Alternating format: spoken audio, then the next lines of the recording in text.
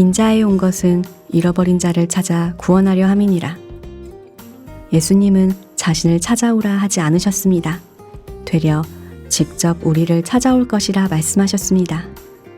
칠흑같이 어두운 죄의 그늘 안에 있던 우리는 빛이신 그분을 찾아갈 수 없는 연약함 투성이기에 빛이신 그분께서 우리를 찾아오셨고 다 내게로 오라 하는 온유한 음성에 우리는 영원한 빛 가운데 거할 그의 백성이 되었습니다.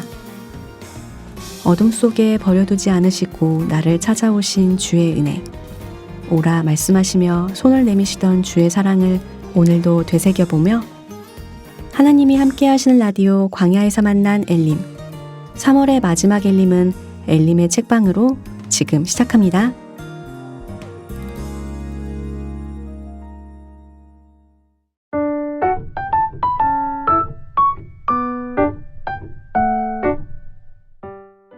서적부 속 빼곡한 신앙 서적들 엘림이 읽어드립니다. 그것도 아주 쉽게.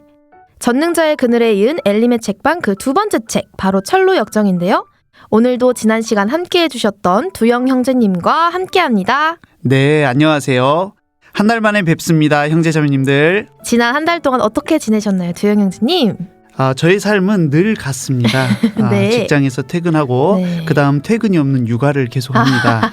그런 삶의 사이클, 네. 그런 반복이었습니다. 네, 그렇군요. 원영자매님은 좀 어떻게 지내셨어요? 네, 저도 직장일로 정말 눈코뜰 새 없이 바쁜 한 달을 보냈습니다. 정신없이 살다 보니까 특히 하나님을 생각하는 시간, 또 깊이 묵상하는 시간이 많이 줄어들어서 굉장히 반성하는 마음으로 녹음에 참여 중입니다. 네, 그렇군요. 사실 녹음 오는 길 항상 좀 긴장돼요. 저도 좀 긴장됐어요.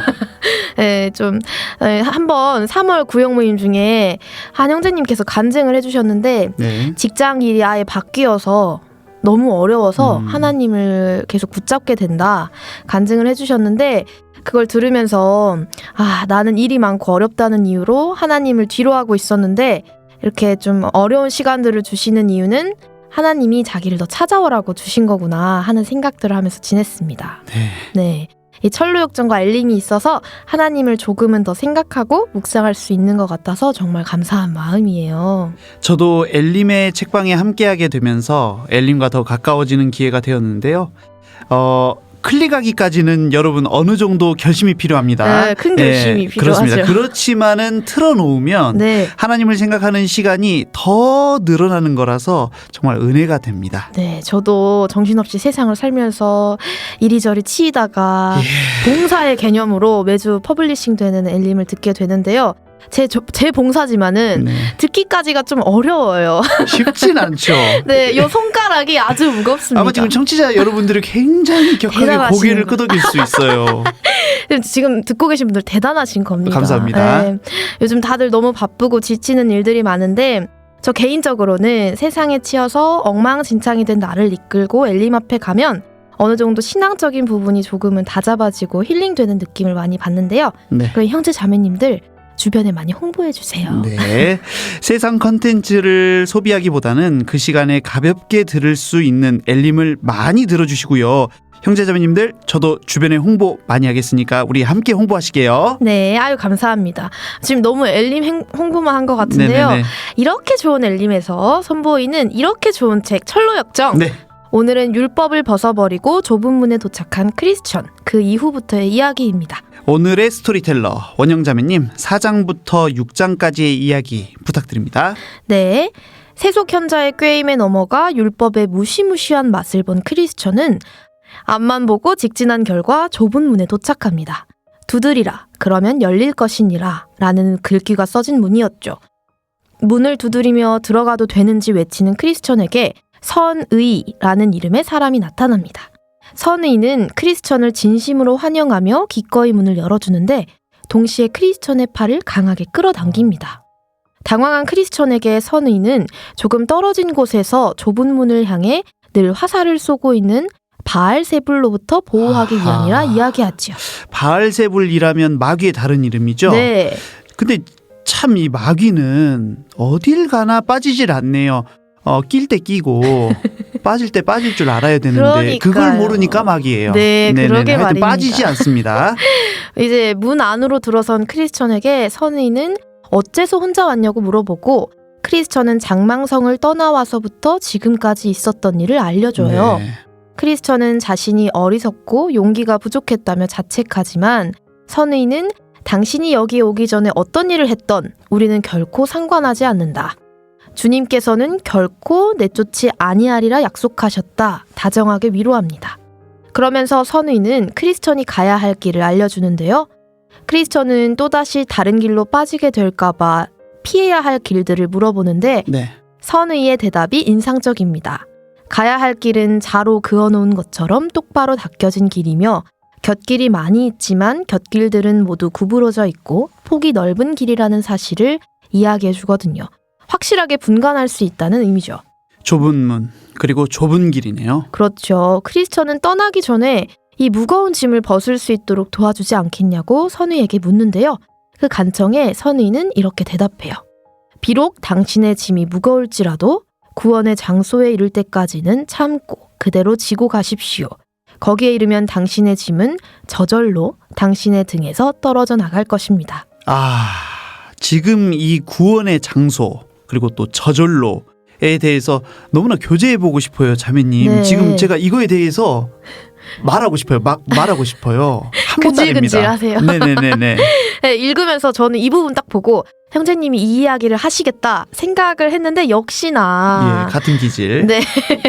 아주 이따가 하나하나 파헤쳐서 이야기해 보도록 하겠습니다. 선의의 말에 따라 쉬지 않고 걷던 크리스천은 해석자의 집에 이르릅니다. 네, 해석자, interpreter. 오! 예, 굉장히 멋져 보입니다, 이름이요. 준비하셨나 봐요. 네네네, 검색했어요. 해석자는 크리스천에게 도움이 될 만한 총 7가지를 보여주는데요. 네, 하필 또 7가지라니까 네, 이 책이 참 그 비유와 상징이 네네. 많은 문학이었는데 네. 어떤 7째 날 안식하셨듯이 너도 곧 구원받고 안식에 이를 것이다 이런 것일까요? 완전 수칠? 그러니까요. 또 하필 제가 세보니까 7개라서 여기도 또 저자의 심오한 의미가 담겨있지 않을까 생각은 들었는데 일단 하나씩 살펴보죠. 첫 번째로 보여준 것은 아주 점잖게 보이는 초상화였습니다. 아주 귀한 분의 초상화. 눈은 하늘을 보고 있으며 손에는 가장 좋은 책을 들고 있는, 입술에는 진리의 법칙이 쓰여 있는 분. 자녀를 낳을 수 있고 해산의 고통을 알고 있으며 낳은 자녀를 스스로 기를 수 있는 분. 바로 예수님이네요. 맞습니다. 우리의 영혼이 태어나게 하신 분. 우리 영혼을 살리기 위해 십자가의 고통을 아셔야 했던 분. 거듭난 우리를 현재도 기르시는 목자 예수님입니다. 해석자는 이 초상화의 주인공만이 크리스천이 가고자 하는 곳의 주인인 하나님이 허락한 유일한 인도자라고 이야기합니다. 예수께서 가라사대 내가 곧 길이요 진리요 생명이니 나로 말미암지 않고는 아버지께로 올 자가 없느니라. 요한복음 14장 6절 말씀이 단번에 떠올랐죠. 초상화에 이어 해석자가 두 번째로 보여주었던 것은 매우 넓은 객실이었습니다. 그것도 아주 먼지가 많은 객실이었는데요. 한 하인이 청소를 시작하는데 먼지는 오히려 질식할 정도로 일어났고 그때 해석자가 한 소녀를 시켜 물을 뿌립니다. 우리 그 미세먼지가 심한 날에 도로에 살수차가 다니는 것 같은 그런 느낌이군요. 그렇죠. 맞습니다. 물을 뿌리니까요. 먼지가 가라앉으면서 말끔히 청소가 되는데요. 해석자는 이것의 의미를 설명해 줍니다. 그래서 이름이 해석자였군요. 네. 역시 두영 형제님 빠르신데요. 네. 객실은 은혜로 성화된 일이 한 번도 없는 인간의 마음. 먼지는 인간의 원죄이자 모든 인간의 내면의 부패를 의미한다고 설명하며 처음 이 방을 쓸기 시작한 사람은 율법이고 물을 뿌려준 소녀는 복음이라고 알려줍니다. 율법이 이제 방을, 인간의 마음을 쓸기 시작할 때는 죄가 오히려 더욱 일어나 방을 가득 채웠던 것처럼 율법은 사실 죄를 뿌리 뽑지 못한다는 것과 복음은 모든 먼지를 가라앉히는 죄를 근절하는 역사를 인간의 마음에 가져다 준다는 것. 율법이 가입한 것은 범죄를 더하게 하려 함이라. 그러나 죄가 더한 곳에 은혜가 더욱 넘쳤나니. 로마서 5장 20절 말씀이죠. 율법이 마구마구 먼지를 불러일으킨 그곳에 복음을 통한 은혜가 우리의 마음을 넘치도록 깨끗하게 한 것. 이 말씀이 너무나 오버랩되는 장면입니다. 정말이네요. 이는 곧 물로 씻어 말씀으로 깨끗하게 하사 거룩하게 하시고. 에베소서 5장 26절 말씀. 이 말씀도 떠오르는데요. 참 철로역정을 읽으면서 우리 교회 말씀과 정말 다를 그렇죠. 바 없다. 네네네. 우리 교회가 이렇게 좋은 교회다. 예. 괜히 자부심이 뿜뿜하는 시간이 되고 있어요. 그렇습니다. 어느 광고 카피 문구처럼요. 네. 우리가 어떤 민족입니까? 그러잖아요. 네. 우리가 어떤 교회입니까, 자매님? 그렇죠. 그러니까요. 그렇습니다. 네. 해석자가 보여준 세 번째를 한번 소개를 해드릴 텐데 바로 두 소년이었어요. 나이가 많은 소년과 어린 네. 소년 이렇게 둘이었는데요. 나이가 많은 소년의 이름이 욕망이었고요. 나이 어린 소년의 이름은 인내였습니다. 욕망. 네. 어떤 사람이 이제 보물 한 자루를 가져다가 욕망의 발 아래 쏟아 놓는데요. 욕망은 어떻게 했을까요? 글쎄요. 그걸 어떤 마구 소비하고 싶은 그런 그렇죠. 디자이어가 마구 네. 일어나지 않았을까 싶습니다. 오늘 굉장히 네네. 글로벌하시네요. 네네. 네, 알겠습니다. 욕망은 이제 말씀하신 것처럼 낭비하고 즐기면서 그렇게 하지 않는 인내를 비웃습니다. 나 얼마 되지 않아 욕망은 모든 것을 낭비해버리고 누더기 조각만 남게 되죠. 이 장면을 보여주면서 해석자는 욕망은 현세의 인간들을, 인내는 내세의 인간들을 상징하고 있다고 알려줍니다. 다가올 세상의 영광은 영원하지만 현세의 허황된 영광은 순식간에 사라져버린다. 거지 나사로와 어느 부자의 이야기가 이와 같죠. 요즘 세상이 참 보이는 것에 목숨을 걸고 매달리는 세상이지 않습니까? 네. 그런 세상 안에서 살다가 보면 조금씩 동요할 때도 생기는데요. 하늘의 것만 굳게 잡으면 세상의 모든 것은 참 하찮게 보입니다. 네, 내가 세상에 요동하고 있다면 내가 현재 붙들고 있는 것이 이 땅의 것인지 저 하늘의 것인지 생각하기. 네, 감사합니다, 형제님. 이어서 네 번째로 크리스천이 보게 된 것은 벽난로였습니다. 이게 아마 저희 둘에게 감동을 불러일으키는 저는 것이지 않았을까. 벅차올라요. 지금 다시 또 이야기하려니까. 네, 왜 그러냐면요. 벽난로 앞에 불에 물을 끼얹어 꺼버리려고 노력하는 마귀의 모습과 벽난로 뒤에 손에 기름통을 들고 몰래 불 위에 기름을 끼얹어 주고 있는 그리스도. 이 두 장면이 사파로 나와 있어요, 책에. 이제 그 끊임없는 은혜의 기름이 연약한 영혼에게 그 은혜를 유지시키는 장면이었습니다. 남몰래 벽 뒤에 서서 끊임없이 은혜의 기름을 부어주고 계신 장면의 사파가 이렇게 책에 실려 있는데 그리스도인에게 정말 엄청난 빽이 있구나. 저절로 으쓱해지는 장면이었습니다. 이 벽난로를 지나서 해석자가 크리스천에게 보여준 것은 아주 웅장한 궁전이었는데요. 궁전 위에 금빛 옷을 걸친 사람들이 즐겁게 거니는 것을 본 이들이 궁전 안에 너무나 들어가고 싶어 합니다. 그런데 궁전 앞을 떡하니 지키고 있는 두 가지가 있어요. 예, 어떤 걸까요? 네, 책 한 권과 잉크병을 놓고 이름을 막 적는 사람이 있었고요. 한쪽에는 갑옷을 입은 군인들이 있었습니다. 그래서 섣불리 엄두를 못 내고 있는데 바로 그때 한 사나이가 나타나 이름을 적는 사람에게 뚜벅뚜벅 걸어갑니다. 그리고는 선생님, 제 이름을 적어주십시오. 라는 말을 마치자마자 검을 빼어들고 군인들을 향해 용감히 전진합니다.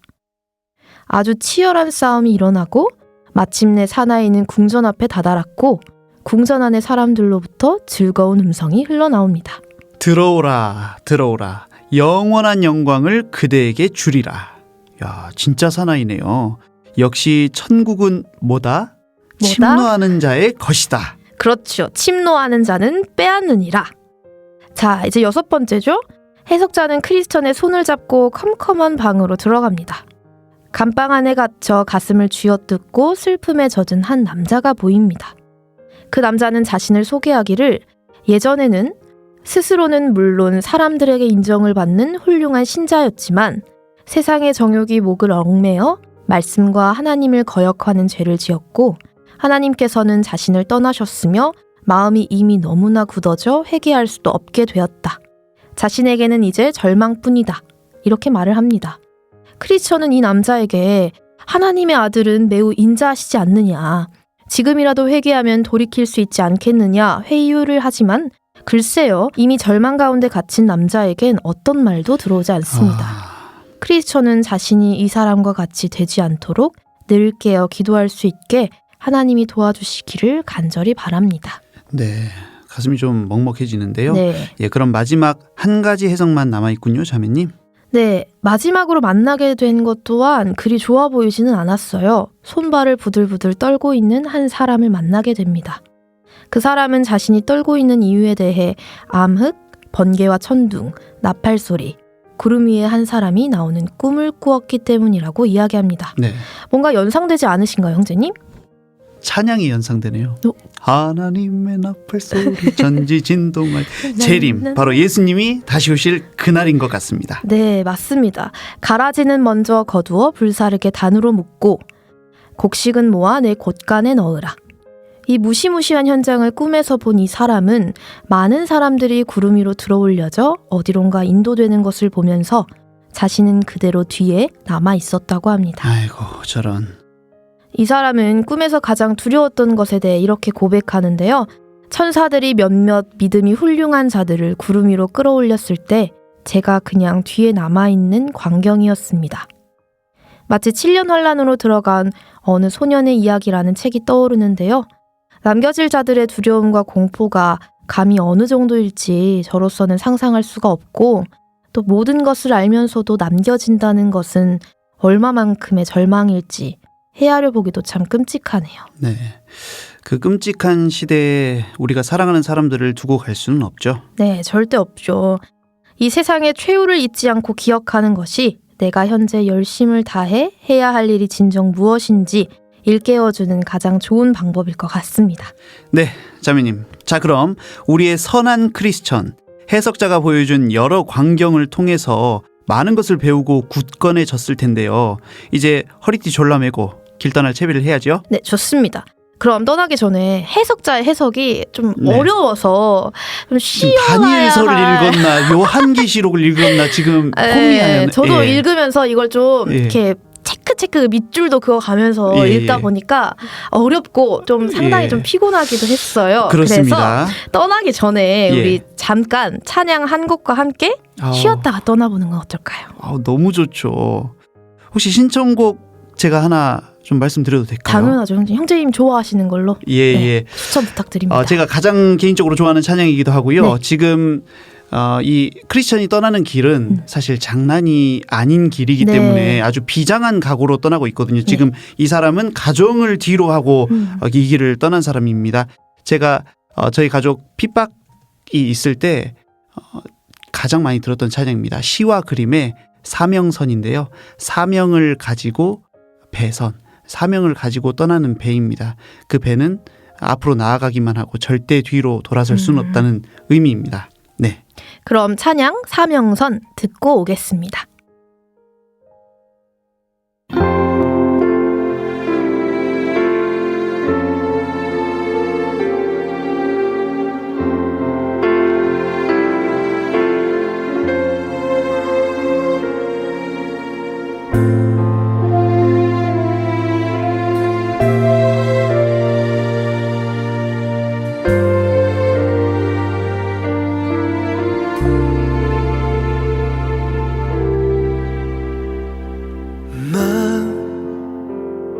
죽어도 내가 가야 할 배를 탄다. 두려움 내 앞에 서서 해낼 수 없다 하지만 나의 사명 흔들림 없다. 난 실패한다 해도 춤선 듣고 간다. 이길 수 없는 저 바다 나를 기다린다 해도 나의 노를 저으리. 힘써 나의 바다를 저어나가리. 나의 힘을 여기다 모두 쏟으리.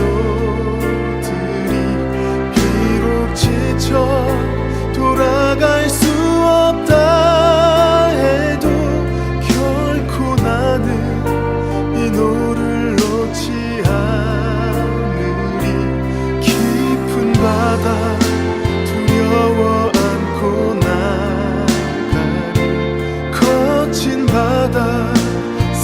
싸워서 뚫고 나가리. 나의 항해 여기서 끝난다 해도 결코 나는 방향을 틀지 않으리.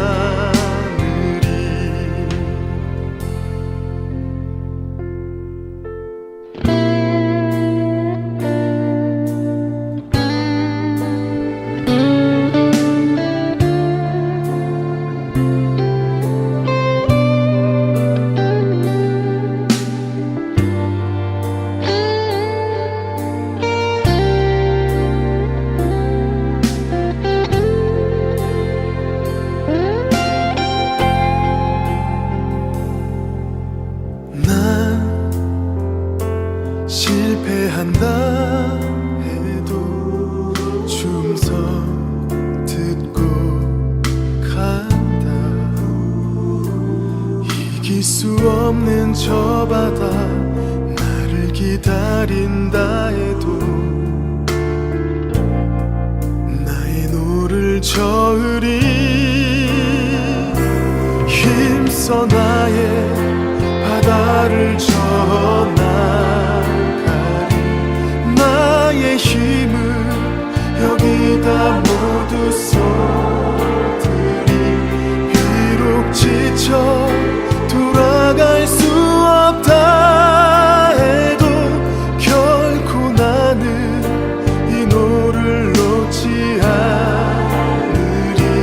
깊은 바다 두려워 안고 나가리. 거친 바다 싸워서 뚫고 나가리. 나의 항해 여기서 끝난다 해도 결코 나는 방향을 틀지 않으리. 힘써 나의 바다를 저나가리. 나의 힘을 여기다 모두 쏟으리. 비록 지쳐 돌아갈 수 없다 해도 결코 나는 이 노를 놓지 않으리. 깊은 바다 두려워 안고 나가리. 거친 바다 싸워서 뚫고 나가리. 나의 항해 여기서 끝난다 해도 결코 나는 방향을 틀지 않으리. 결코 나는 방향을 틀지 않으리. 결코 나는 등을 보이지 않으리.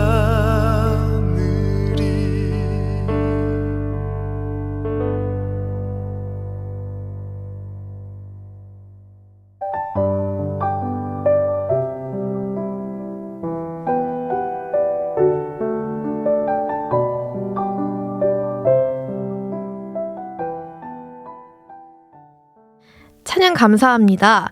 자, 그럼 찬양으로 충전도 했겠다. 오늘의 하이라이트로 어서 이동해 볼까요?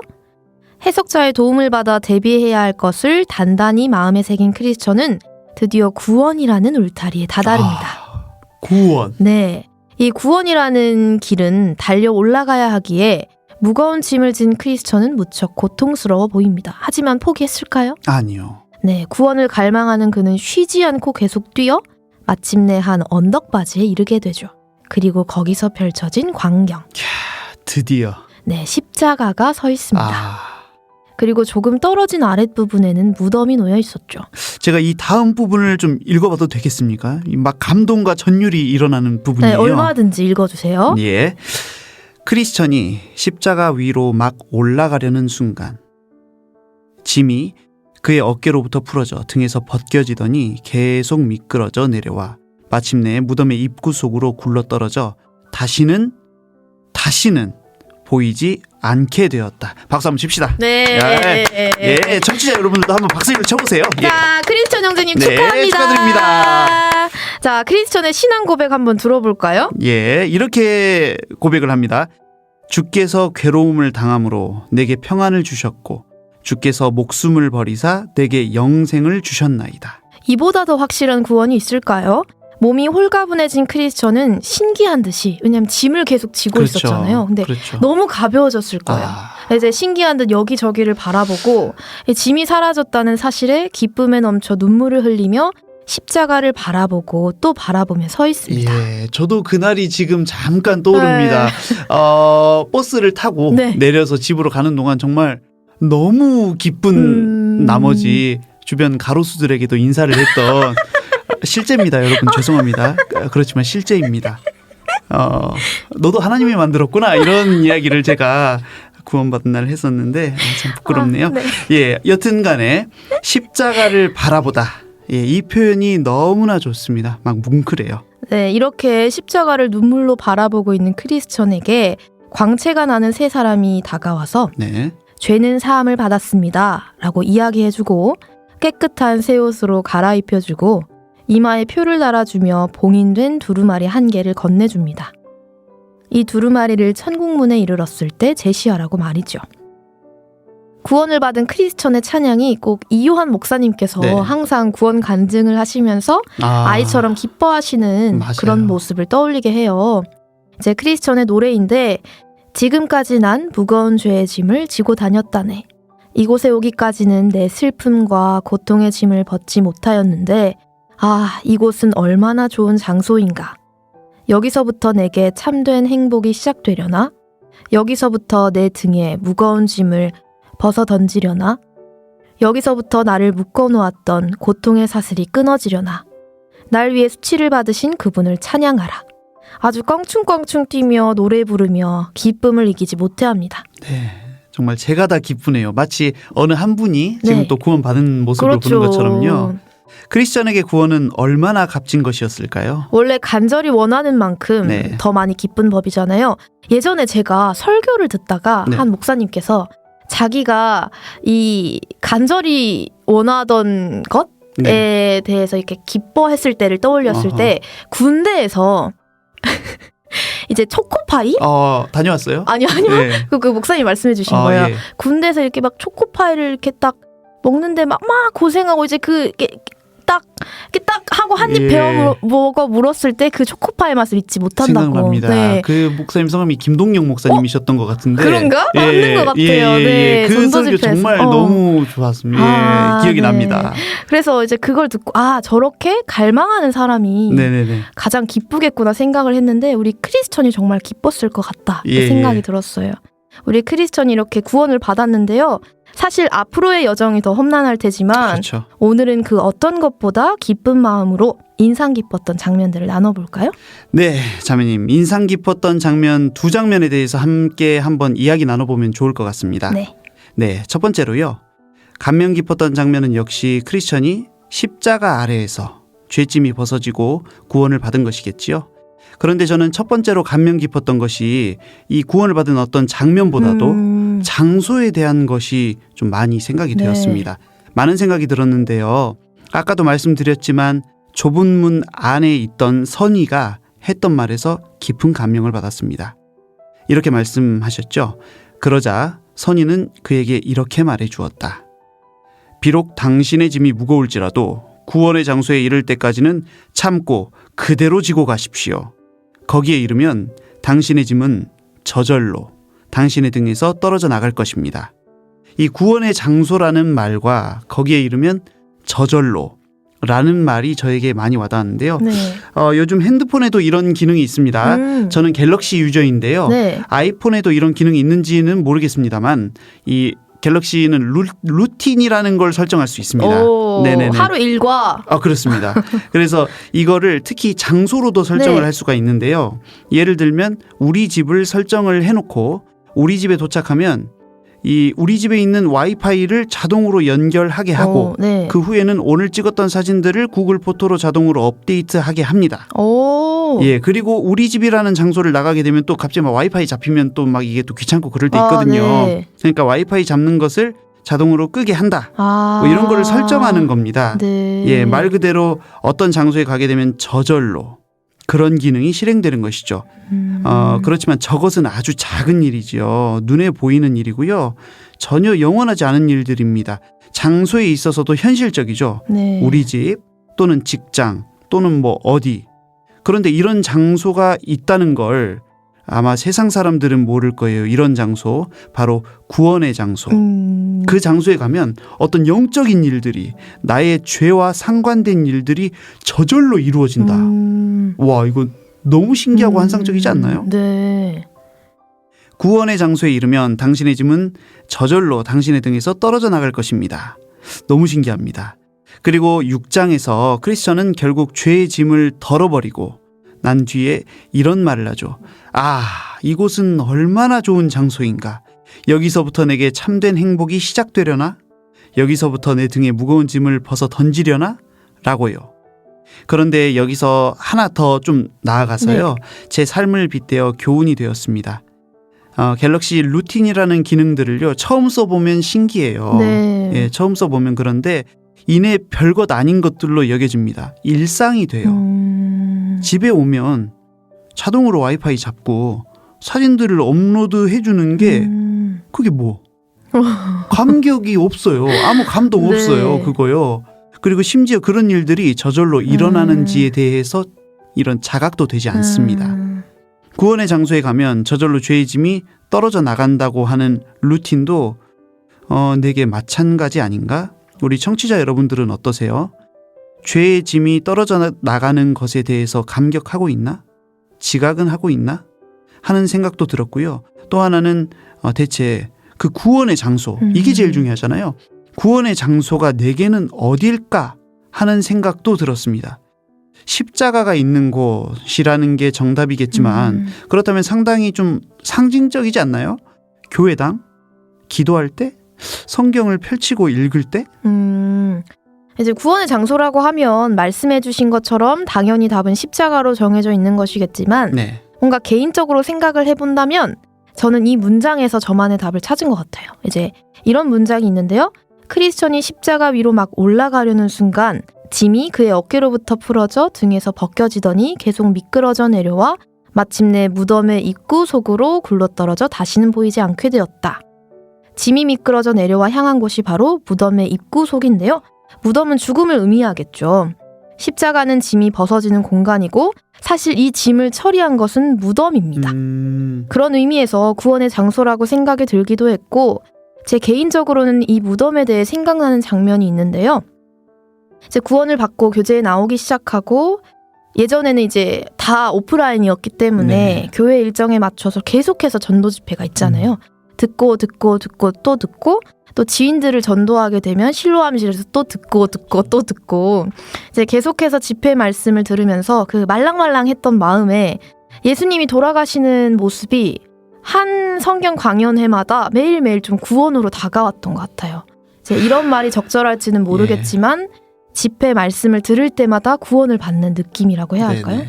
이제 요즘에는 이게 좀 장면이 좀 잔인하다고 느껴져서 자주 안 틀어주시는 것 같은데 패션 오브 크라이스트라는 영화가 항상 등장하곤 했었는데 어딘가를 항상 응시하고 계신 눈으로 찢기시고 못 박히시고 채찍에 맞으시던 그 모습이 정말 제 죄와 모든 고통을 대신 담당하시는 것으로 너무나 생생하게 다가왔었습니다. 그래서 한때는 딱 제가 그 생각을 했던 그때도 떠올라요.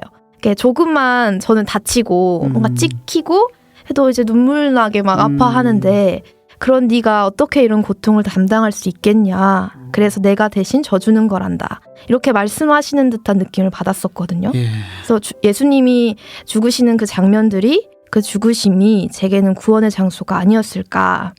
이제 현재는 좀 잘 못 살기도 하고 또 그때처럼 집회 말씀들이 이렇게 말랑말랑하게 받아들여지는 것도 아니고 어떤 때는 진짜 나 구원 받는 게 맞나? 왜 이렇게 정신을 못 차릴까? 이렇게 싶다가도 나를 위해 돌아가셨다는 게 딱 느껴지면 뭔가 마음이 아프면서도 감사하고 뭔가 속에서 뜨거운 게 올라오는 그런 울컥함이 예. 있는 것 같아요. 그래서 정신없이 이렇게 잊고 살다가 이번에 천루역정 읽으면서 네네. 이 장면들을 다시 생각을 하니까 예. 감사하고 또 감사한 걸 보면 되게 구원의 장소가 맞는 모양입니다. 예. 형제님에겐 구원의 장소가 무엇일까요? 저도 좀 생각을 해봤는데요. 우리가 맨 처음 구원받을 때의 구원의 네. 장소가 아닌 매일의 삶 속에서의 나의 이 죄짐이 저절로 떨어져 나가는 것 같은 그런 구원의 장소는 제가 생각했을 때는 아마 저희 둘째 딸의 방인 것 같아요. 거기가 오. 저한테는 기도 방이거든요. 아, 여러분들은 이제 아까 제가 맨 처음에 그 직장 퇴근하고 나면 퇴근이 없는 육아가 아, 있다고 했잖아요. 네. 근데 이제 정말 한정없이 육아가 지속이 되는데 이제는 제가 한 10시까지로 그걸 설정을 했어요. 네. 10시부터는 아빠를 찾지 마라. 엄마랑 자라. 뭐 엄마는 굉장히 불평을 토할 수 있지만 네. 엄마랑 자라. 네. 그리고 이제 저는 그때부터 이제 10시부터 제가 조금 좀 허리랑 이런 게 좀 측만이 있기 때문에 제가 운동도 하고 그다음 이제 20분 동안 그 가서 기도를 이제 하거든요. 그러면 그때 방문을 잠그고 그리고 기도 의자를 이렇게 펼치고 그리고 약간 사선으로 저희 네. 교회당 방향을 향해 가지고 약간 좀 그런가요? 내용이? 예.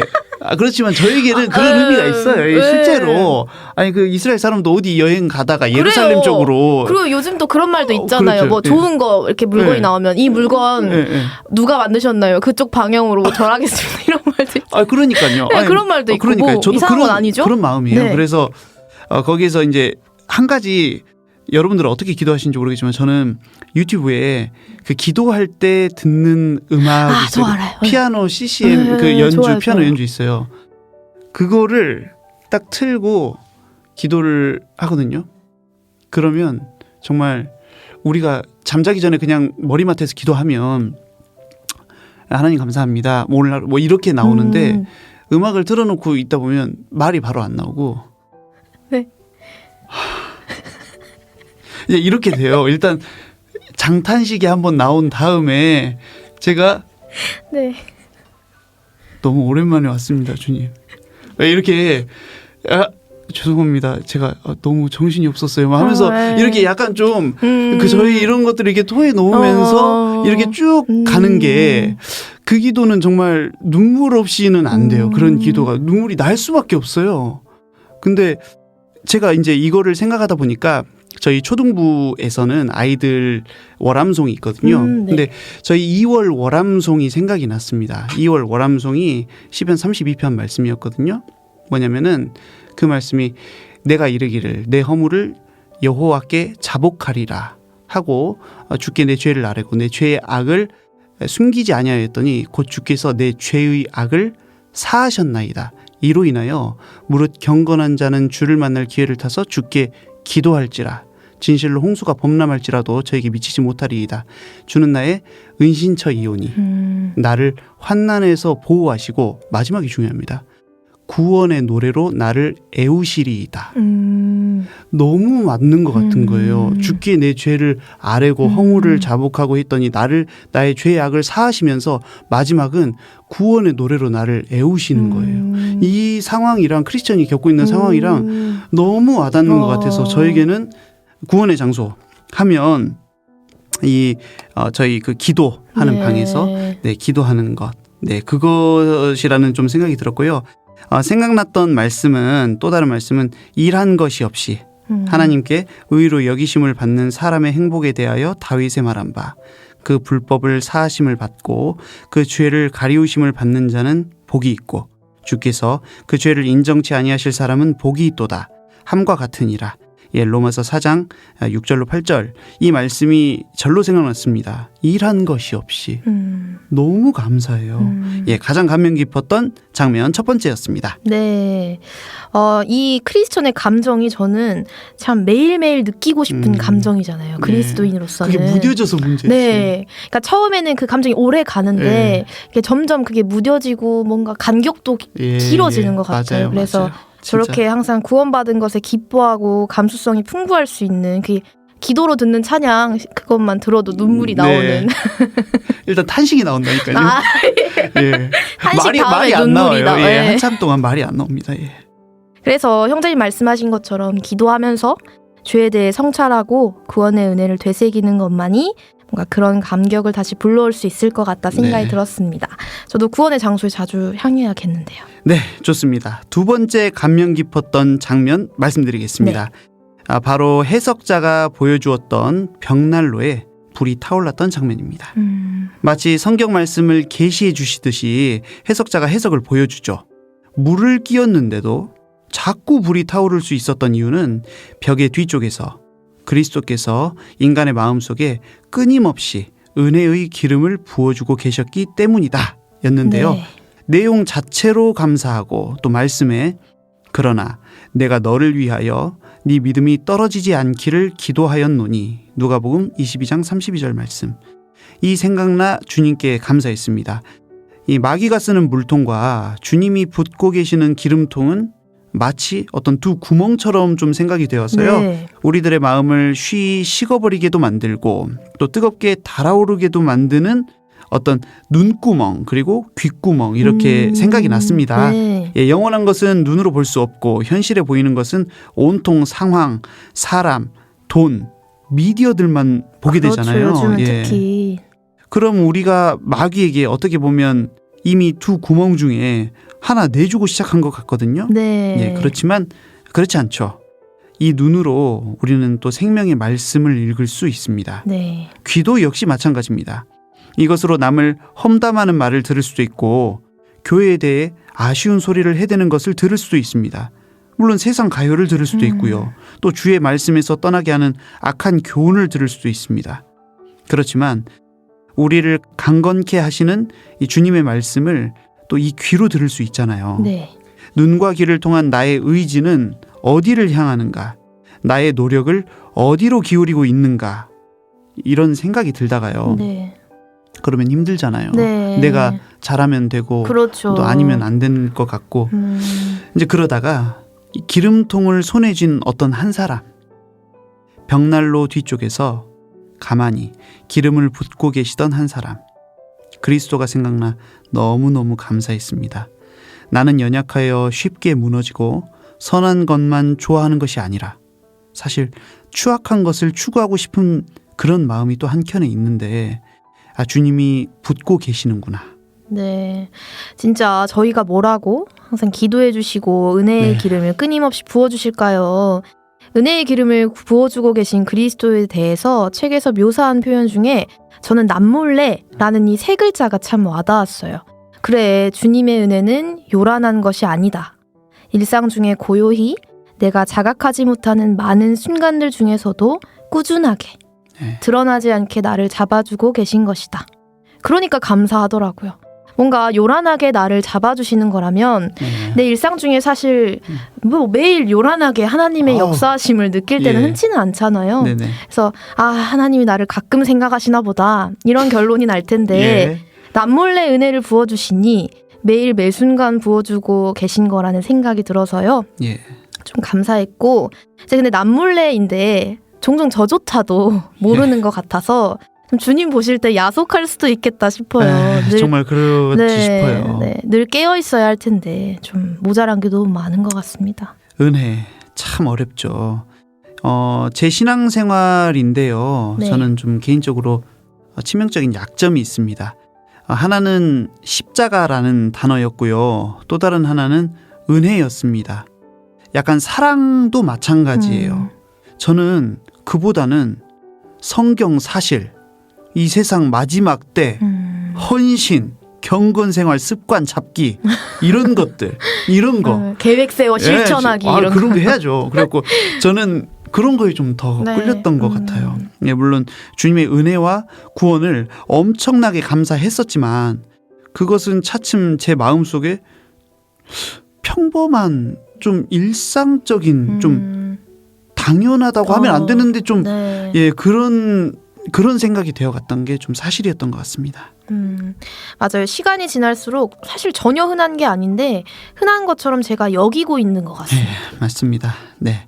이번 3장부터 6장까지를 읽으면서 저의 약했던 부분, 제가 깊이 생각지 못했던 부분이 도리어 가장 소중하고 가장 강력하다는 걸 느끼게 되어서 감사했습니다. 우리 모든 형제 자매님들, 우리에게도 이런 능력이 우리 형제 자매님들에게도 임하길 바라고요. 그 중에서도 이런 발언이 어떨까 모르겠습니다만 특히 엘림을 청취하고 계시는 엘림 청취하고 계시는 우리 형제 자매님들께도 그 능력에 갑절이 임하길 바라겠습니다. 네, 저도 우리 엘림을 듣고 계신 우리 모든 성도님들께서 소소한 은혜, 매일같이 남몰래 쏟아주시는 그 은혜들을 듬뿍 느끼는 매일매일 보내셨으면 좋겠습니다. 형제님과 저 교제하면서 울컥울컥한 시간들을 많이 보낸 것 같아요. 항상 감사드립니다. 제가 연약한 줄 아시고 또 붙잡아줘야 될 게 많은 사람인 줄 아시고 저를 붙잡아주세요. 이렇게 많은 것들을 나눌 수 있는 철로 역정과 철로 역정과 네네. 형제님을 붙여주신 거라 생각이 들었습니다. 별 말씀을 감사합니다. 저도 함께 할 수 있어서 정말 좋은 시간이었고요. 하여튼 철로 역정 최고입니다. 네, 최고입니다. 자, 형제 자매님들 함께 읽고 계시지요? 뜨끔. 하여튼 듣고 계시는 것만으로 감사해요. 제가 근데 정말 자세하게 하고 있거든요. 맞아요, 사실. 그래서 맞아요. 이거 읽은 거나 다름없어요. 사실 그래요. 네, 맞아요. 읽은 정말 거나 다름없습니다. 그렇습니다. 그래서 다음 달 범위는요. 9장 겸손의 골짜기까지입니다. 네. 알고 계시죠? 크리스천 다이제스트 출판사가 아닌 분들은 겸손의 골짜기를 지난 것 같다 하시는 부분까지만 읽으시면 됩니다. 별로 많지도 않습니다. 겸손의 골짜기 벌써부터 기대됩니다. 그럼 함께 해주신 두영 형제님, 또 엘림의 책방을 듣고 계신 모든 형제 자매님들 감사드리고 엘림의 책방은 4월 마지막 주에 다시 찾아뵙겠습니다. 엘림에서 만나요. 제발.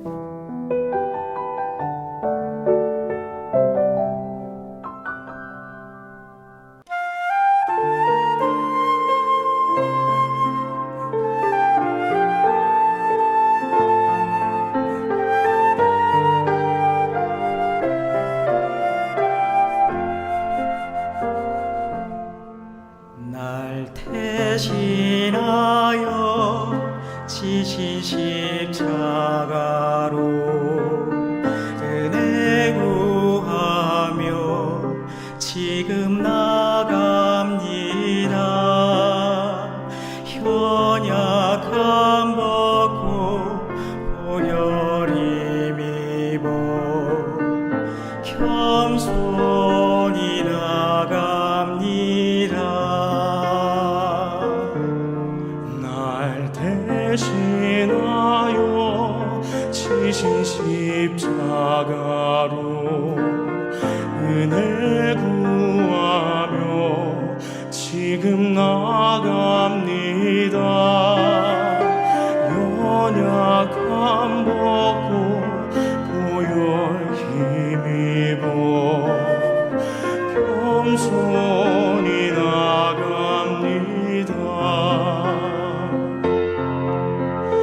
길 잃은 자녀 기다리시네. 그 품에 날 부르시네. 내 모든 죄 대신 지고 가신 십자가로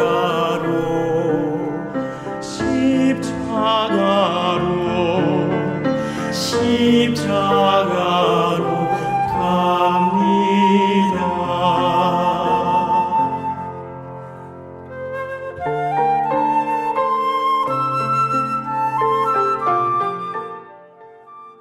십자가 위하여 우리를 위하여 자기 몸을 내버리신 예수님. 우리를 향하신 주님의 음성이 오라 내게로 오라 였던 것처럼 다시 오실 주님을 기다리는 우리의 자세는 아멘 주 예수여 오시옵소서 이어야 함을 기억하며 하나님이 함께 하시는 라디오 광야에서 만난 엘림 주 안에서 평안하시기를 기도합니다. 연약함 벗고 보혈 힘입어 겸손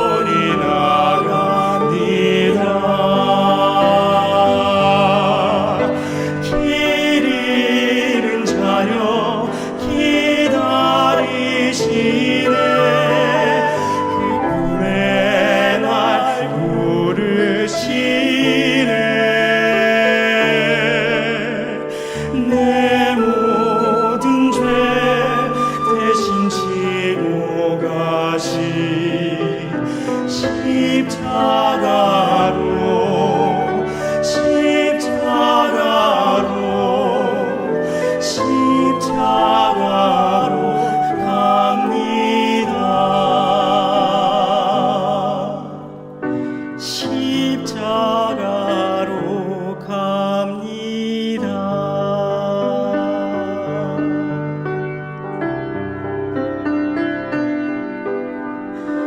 십자가